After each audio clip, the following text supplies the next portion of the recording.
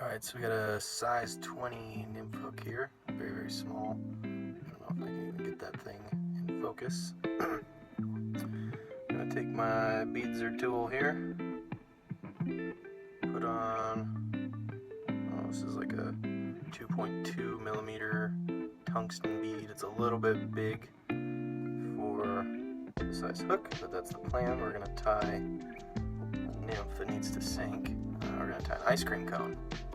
So next what I'll do is find a little tiny thing of CDC in here. Just need a small little clump.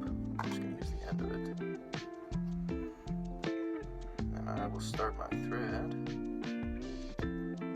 just behind the eye. 3 or 4 wraps to get it secured on there.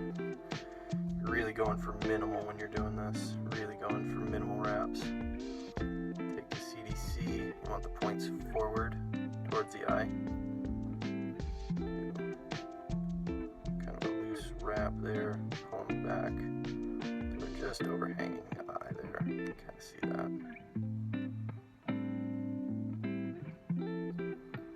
3 or 4 wraps to minimize the bulk. Cut the ends, discard, and then do a whip finish. Try to whip finish towards the point of the hook. So you want to whip finish towards the back. That'll reduce the bulk. Cut that off really quick. Slide that bead forward. That's why you're trying to keep everything minimal. Trying to slide that bead forward so that it goes over. Alright. Okay, now that we've got the tough part done, put our thread back on here.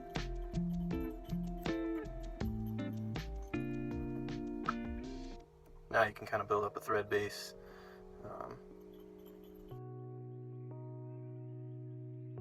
So I like to go just past the bend of the hook.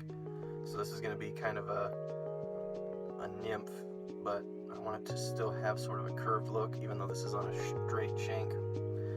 Either way, I've got some cream micro tubing because I don't like using wire this small. I think it makes the body look a little funky.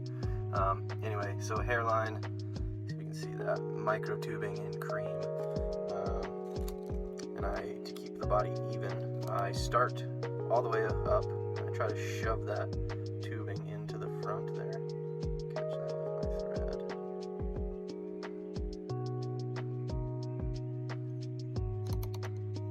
Unwind my thread there. There we go.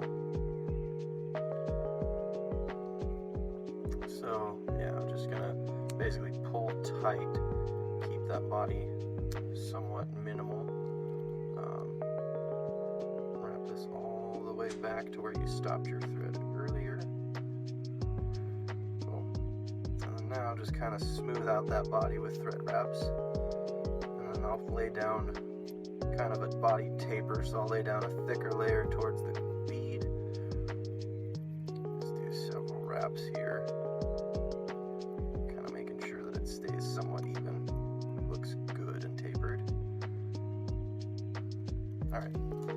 Now, I pull kind of tight on this because it is very stretchy. So I just basically start wrapping, I pull kind of tight, and then basically just even wraps, and the tubing will flatten out around the shank of the hook, and that's good. You want it to kind of lay down on it. I don't want anything sticking up. So do whatever seems right at the time for wraps. Lay down wraps. When you get close to the bead, I always like to pull down and catch with my thread, and that'll pinch the tubing, and so now I'm free to manipulate the other hand. More wraps to make sure that stuff doesn't slip out. Put the tubing, careful not to cut your thread. Alright, and then you whip finish and we're done. That is an ice cream cone. I always like to lay down a thicker head.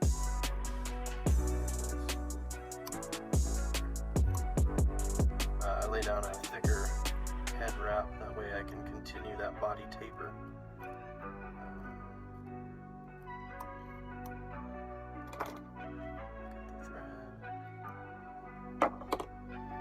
dab will do.